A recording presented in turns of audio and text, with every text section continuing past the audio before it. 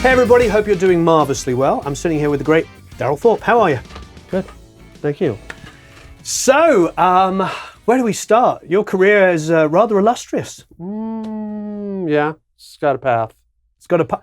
Okay, well let's discuss that path. Where do you want to go from? Well, I want to go from the beginning. Where were you born? I was born in the very beginning. I was born in Illinois. Yep. I think I was 4, we moved to the LA area. And then when I was 6, we moved to San Diego. And then somewhere around 8 or 9, if I remember, we moved back to Arizona. And then from 9 till I graduated, till I turned, well, I didn't leave Arizona until I was 20. I'm just wondering, did you have this sort of glamorous idea of being in California and memories of it and wanted to come back? Because man, we lived in San Diego when I was a kid. My dad and I we did so much stuff. We were at the beach. There's really cool museums in San Diego at Balboa Park, and they're not expensive now, so I think they were even less expensive in the 80s. We were going to museums all the time. We'd go fishing. It's just all sorts of activities and things we do together. And then Dad, we picked up and we moved to this small mining town. Landlocked mining town north of Tucson. And that's where we ended up. And it was just such a culture shock. I can imagine. Such a culture. And then funny enough, do you remember a TV show called Simon & Simon in the 80s? Of course. Okay, so this show was based in San Diego. Yep. But then I found out they actually did all the shooting in Venice. Oh, wow. And we watched that show mostly because we had left San Diego and we were so like homesick for San Diego. We would always watch the show and be like, oh, we miss San Diego so much. And meanwhile, I was like, oh my gosh, the magic of Hollywood just ruined it for me because it was really... It's really in Venice. Really all in Venice. So needless to say, you couldn't wait to come back to California. Needless to say, I couldn't wait to come back to California. So you came back at 20? At 20 years old, I joined the Navy. Oh, wow. Yeah. Joined the Navy. I joined the Navy. I chose San Diego and got stationed in San Diego. And I was there until I was 24. And then I started recording school. Which recording school did you I went go to Conservatory of Recording Arts and Sciences back in Phoenix. Oh. I kind of chose that because I liked what the program was, and then I had family there. It was a good support system for me, and it wasn't that far. It wasn't like moving across the country, like to Florida, where...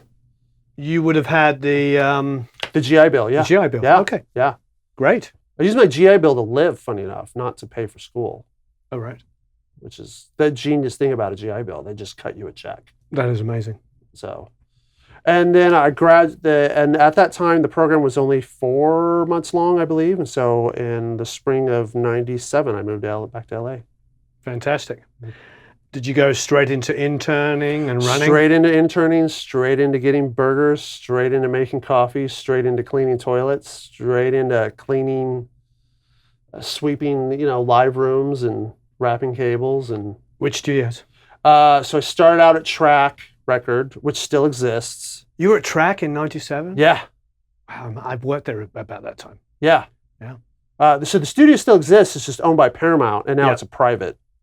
Oh, is it private now? Yeah, they just do long-term leases for clients. Oh, I see. So, but it's still I like there. that studio. I did too. Yeah. I did too. It was my first environment of working, and then leaving there, and then going to Conway, and then finally ended up at Ocean Way, and then getting a project here and there where I'd go back to Track Record to engineer, and I'd be like, oh gosh, these rooms are actually good rooms. Phenomenal rooms. Who was the country star that built that place? It was a girl country star. Crystal Gale. Crystal Gale, that was it. Yeah, because that main room was beautiful. Yeah. The wood in there was ornate. It was a gorgeous room. Yeah, I met when poor Brian Colstrom died a few years ago. I went to his funeral and I met the ex-owner of Track who had told me then he had just sold it, and I was kind of bummed. Oh, Tom Murphy. Yeah. Yep. Yeah, I was kind of bummed he sold it. So Track, then to Conway? To Conway, which was an amazing, jump. Yeah. I worked on some cool projects at Track, but going from Track to Conway was like a big stepping stone in the clientele and the kind of huge pop artists. Yeah, huge pop artists, huge rock artists that would Yeah. just camp out there for months. I mean, 6 months, 7 months, 8 months sometimes. What was like the first artist you worked with where you were kind of a little... God, I don't remember. The funny enough, the biggest artist that I remember, I mean, that was so long ago. This is back in 1999, and I know it just my brain is so much these days. It feels like, but I remember the one thing that John Schneider, do you know who he is? From Dukes of Hazzard. Yeah. Booked a couple of days, and he came in, and I was just like freaking out. And he was the nicest guy. Great. And he came to work in a Dodge Charger. Nice. Yes. Yeah. Living up to the stereotype. Why Living the up heck to the not? stereotype. Why the heck not? Yeah. I remember being in there with Anna Malik and going into, because the kitchen was communal with the pool room, and going in, and Alicia Keys was cutting a record. And I'm like, you know, and Elton John had been in the 2 days before and just left. And I was like, darn it. Yeah. But that's, those kind of studios. It's a beautiful studio. And that Neve room with the Montserrat Neve. Which is in the back. Studio C? Studio C, is that what it is? And it has all the 1081s in the wall that are controlled remotely from the console. Mark Endo, who's a good friend of mine, told me that he believes that's the best drum room in America. Oh, wow. He loves that room. I haven't cut in C in so long, it would be like starting over again for me, walking in there. The last thing I cut was Beck, and that was 2006 or 7, and that was an A, which was a really good room as well. I never cut in there. Yeah. That's amazing. Yeah. So we're from Conway. That was to East West? Conway went to Ocean Way. Ocean Way, sorry, yes. Now United. Now United. So, and that's where I feel like that's my home. That's my comfort zone. I walk in there. I know what mics are in the mic locker. I know which one's the good 251 to put on the vocal, like that kind of thing. It's just, it's that. But when I started working there as a staff engineer / assistant, there was pretty much just only Studio B as far as a tracking room. Because Jack had... Because JJP had Studio A for so long, and then he finally moved over to D for a while, and that opened up A, and I started recording at A, and I was just like, oh, dude, A's a phenomenal room. Yeah, it's insane. And that Focusrite is not, I know it says Focusrite on the meter bridge, but it is not a Focusrite anymore. It's just hot rodded to hell. It's just such a, cause most of the times I'm just, put everything on the console. Dude, heck yeah, this thing sounds amazing. So. I did a recording there not so long ago, and we only used a couple of mics, and it sounded huge. Yeah. Absolutely massive. Yeah. But it's not a Focusrite anymore. Right.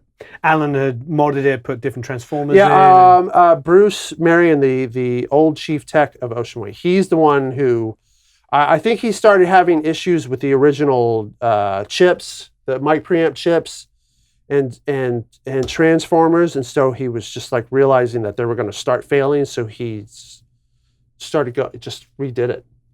Beautiful. It's an amazing console. Yeah.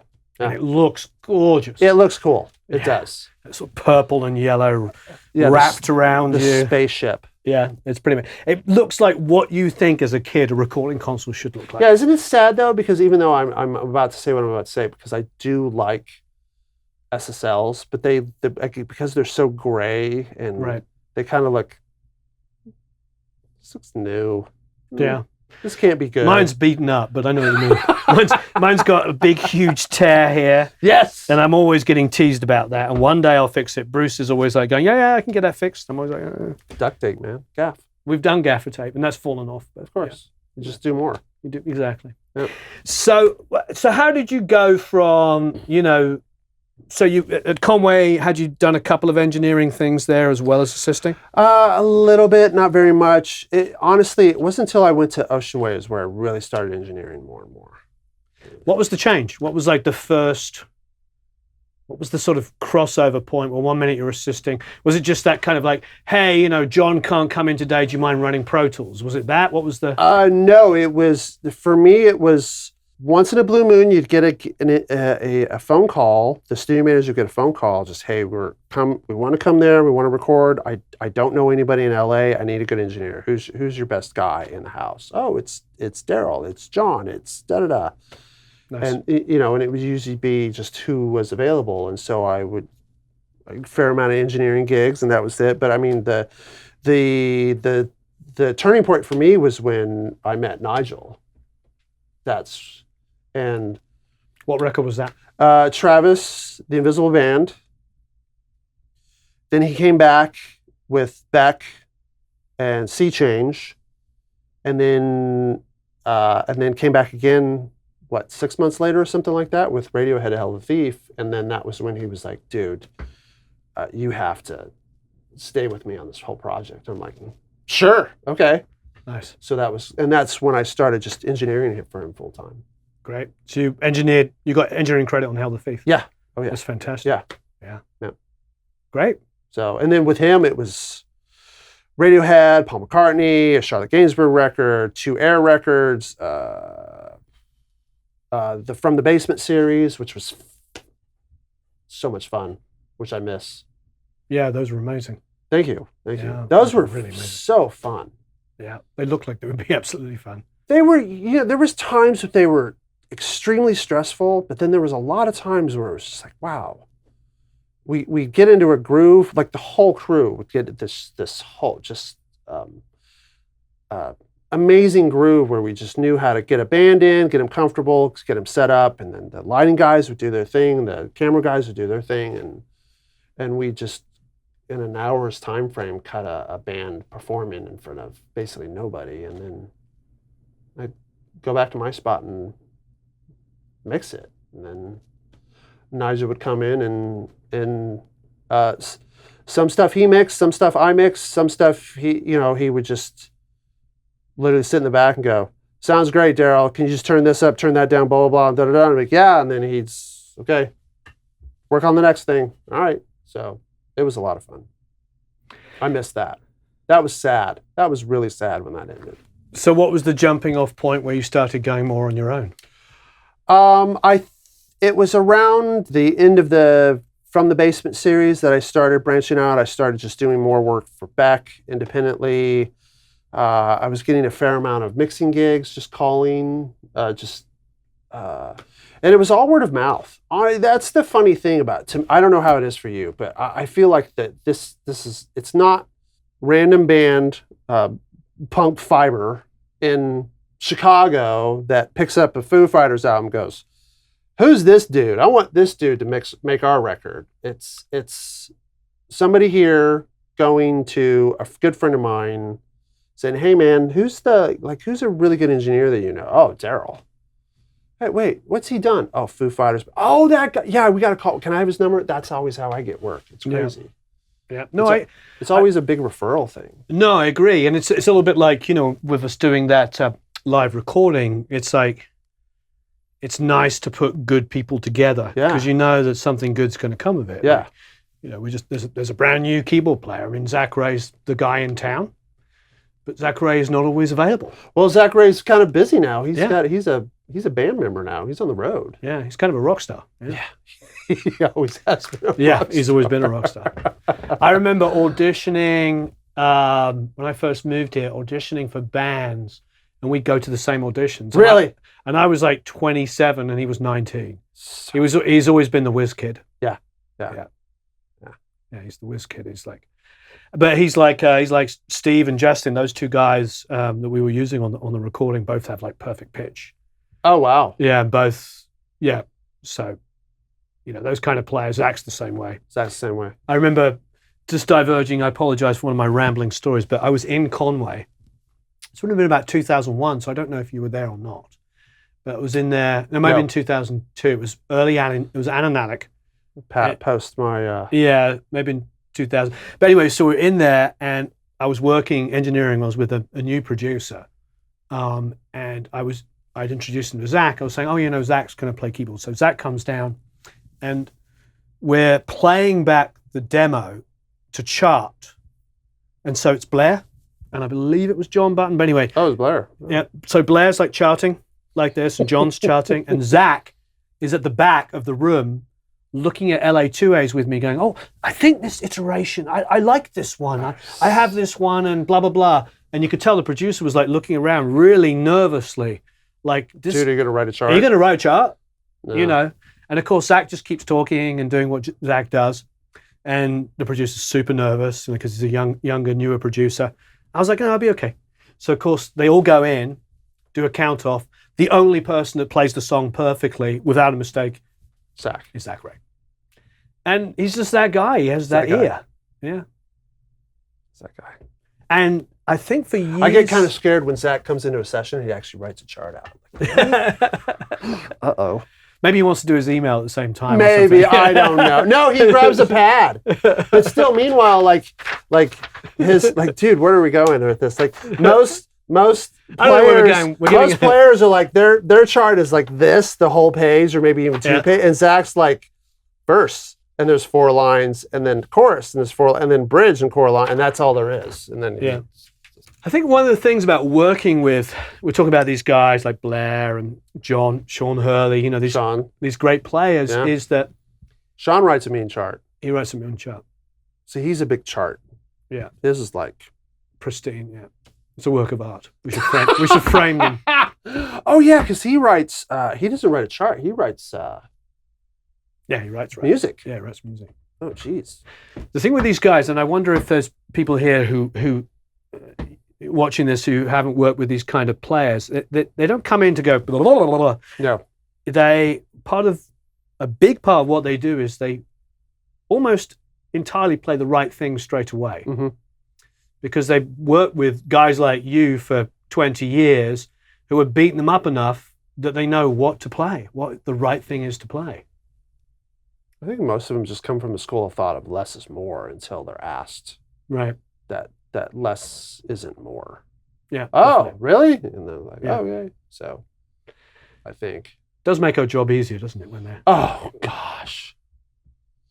I did a gig once. Oh, I'll just say it. I'm not going to say anything about, but I did a session for a particular band, and they were drummer transitioning, should we say.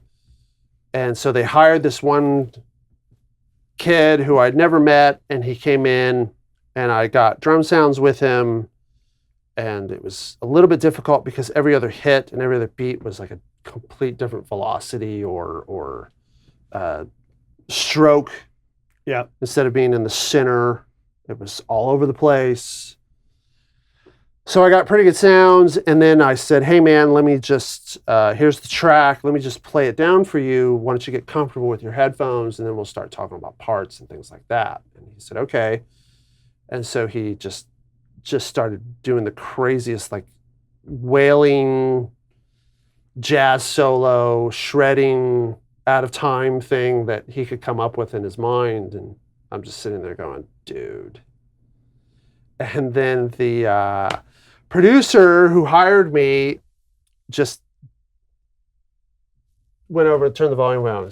Darrell, I can see it in your face. Don't be a dick. Be cool, okay? Just be cool. Be cool. And I calmed myself down, and I realized who I was working with. It was this young kid, and he was a pretty good drummer, actually, after he just sort of just calmed down. He needs a mentor. Yeah. Enter so yeah, Darrell I Thorp. So I talked him through it and got a decent performance out of him. That's what we were talking about with the band, wasn't it? Yeah. About how the great thing about musicians playing together in a room, right, is they learn how to interact off each other, meaning they get better performances. Correct. Richard Furch told me that Prince had asked him to turn up a guitar, and so he turned up the guitar, but he thought he just meant turn up the guitar in the chorus because they were working on the chorus. And when he played it back, Prince was like, "What are you doing?" And he's like, "Oh, I just turned up the guitar in the chorus because you wanted it louder." He's like, "No, I played the guitar, the dynamics I wanted. I just wanted the guitar louder." See, it was like, working with a musician like Prince that was like, if the chorus is supposed to be louder, he hit it harder. And then he played it. Prince is like a whole other level of madness, though. Musician. Absolutely. Yeah. So you're at United. You're working with Nigel. You've gone on your own, but that's still kind of a big lift off. What was sort of, you're doing some mixes. You're getting some extra work. What was Now suddenly you're like an in-demand guy. Not suddenly. How does suddenly happen? How do you get to be like Dave Cobb is calling you as well as, everybody else? Well, I met Dave Cobb through a friend of mine when Dave lived in L.A. We had a mutual friend. And then Dave was working with an engineer all the time, an LA-based guy all the time. And then for some reason, he told me that his other engineers and his schedule kept conflicting because he was getting phone calls from other clients. And so he was really interested in my work, especially because he still loves this day, the Beck Sea Change. He loves that record. So the fact that I worked on that, he was really intrigued to work with me. So I did a couple of projects with him here, and then he was falling into that Americana scene, so he made sense for him to pick up shop and move to Nashville. Every couple of months I work with Dave on a project here and there, which is fun in a sense.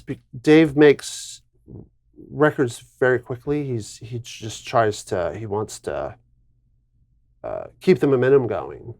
So I'll roll into Nashville with an empty hard drive and I'll walk away with a completed album sometimes in the span of 2 or 3 weeks. Like it's great. Yeah. His records are amazing sounding and they're all performance based. Yes. Yeah. Correct. Yeah. It's a breath of fresh air.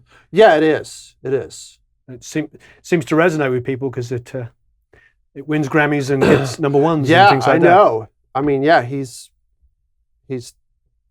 And you're doing a lot of those. Now, what's his room? He's in RCA, is that correct? RCA Studio A, yeah. And he's got an API and a vast amount of 1081s and 1073s, and then a lot of times we cut to tape and then just dump it because it's all a band of some aspect going live, and then whatever we either punch or fix or overdub or do or redo or whatever.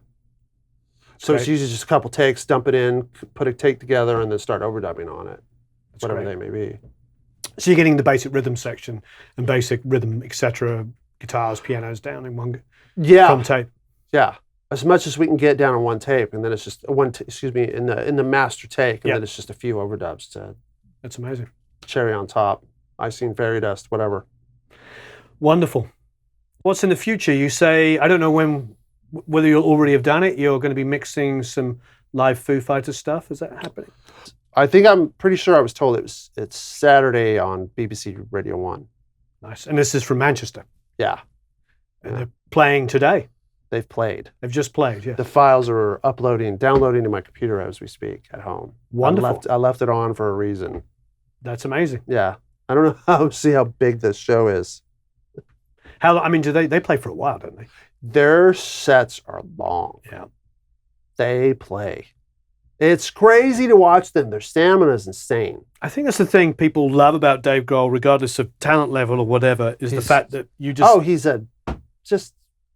You just think he loves music and he loves doing it. He loves music. Some of the things about a lot of the artists that I work with, who I love working with and that I respect so much, those are the people that are just fans of music. Yeah. They love music.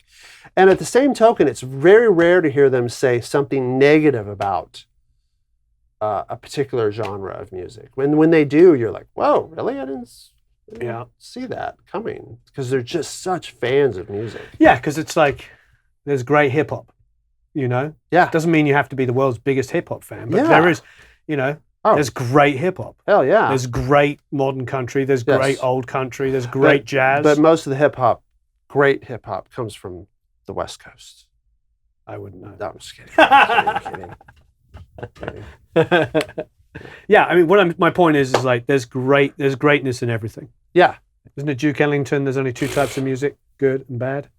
Don't you think that, is it safe to say that most people, there's a genre that can say, that's not for me. I can't hang with that. But there's this one song.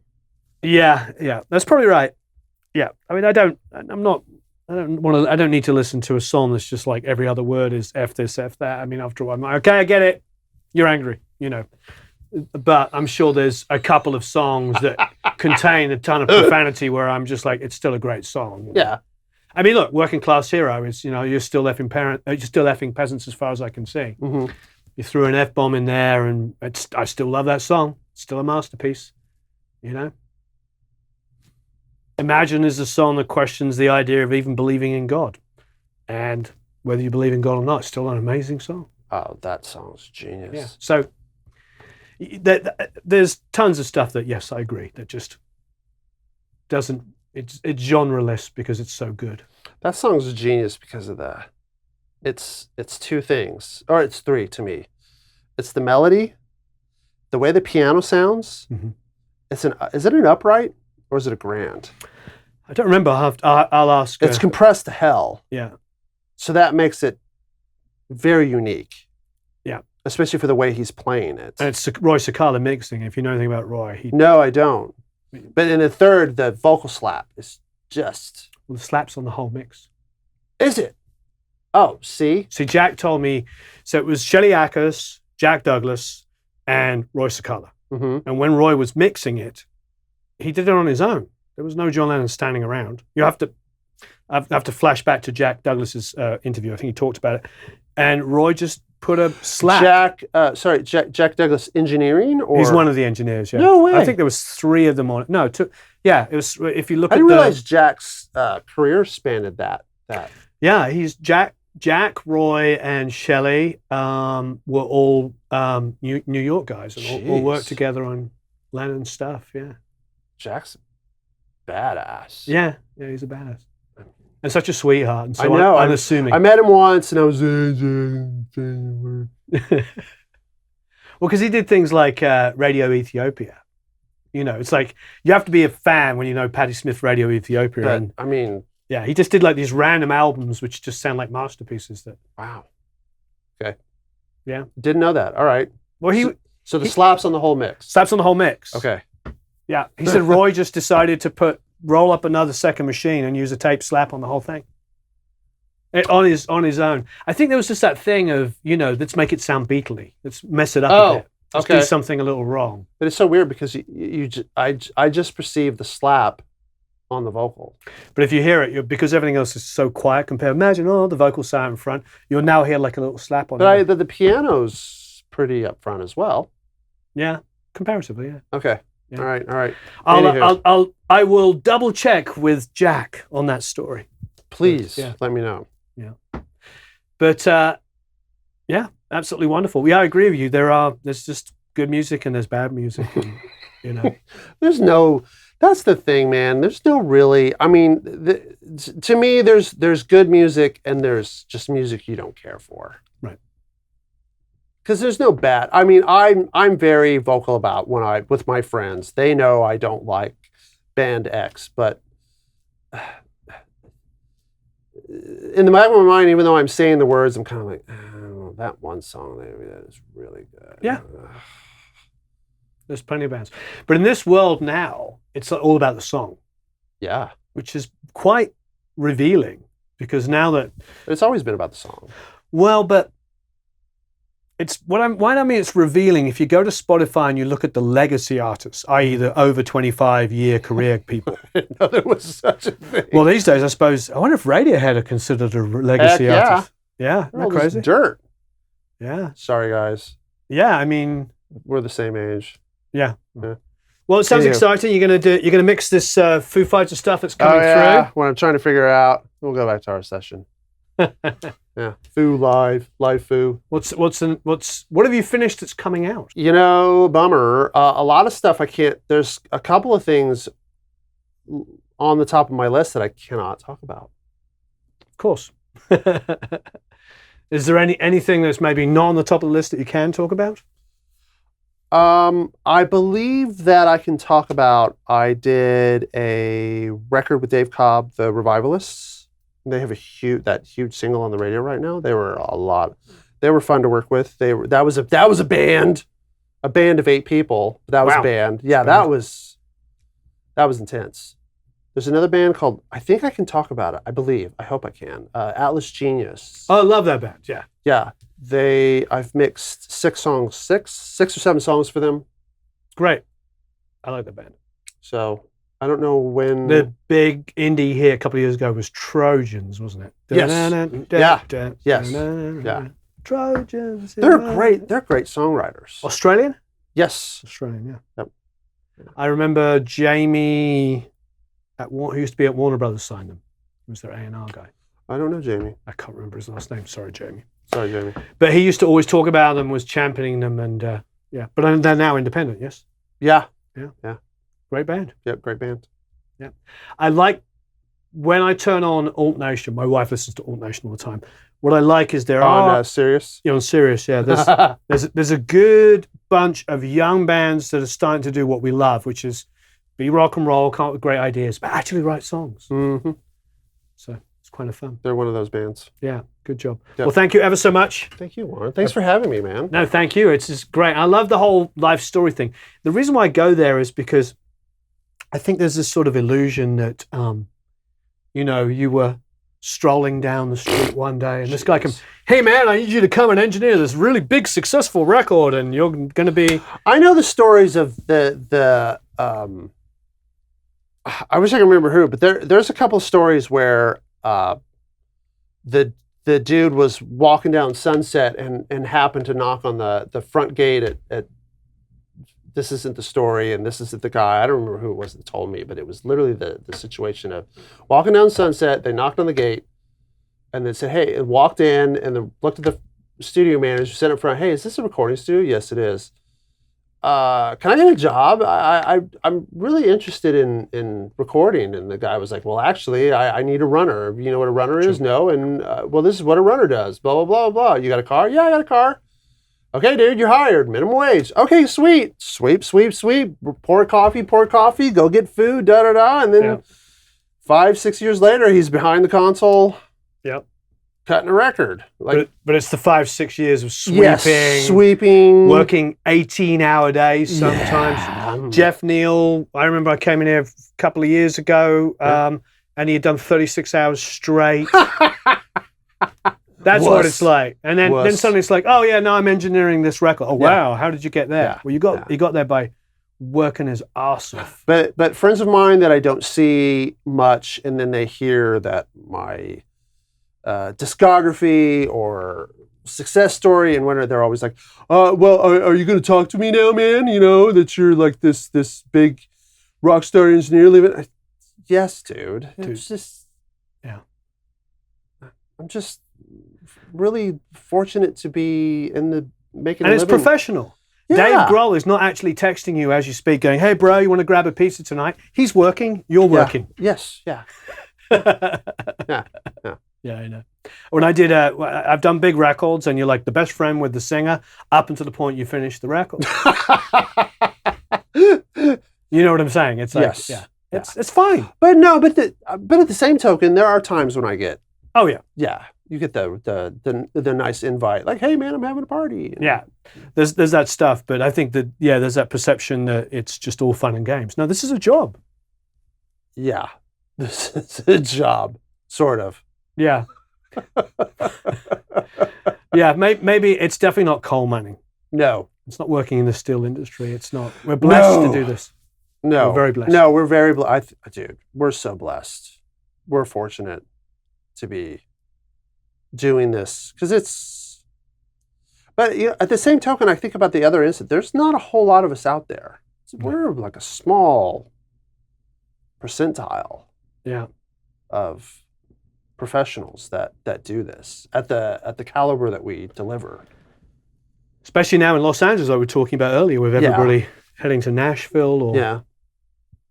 So some of the really good guys I worked with early on as a musician out here gave up.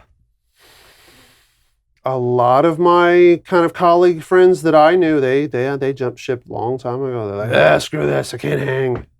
Yeah, I did an album with Don Smith, and the assistant/engineer was Greg Goldman. And I looked him up the other day, and he had like resume, stop.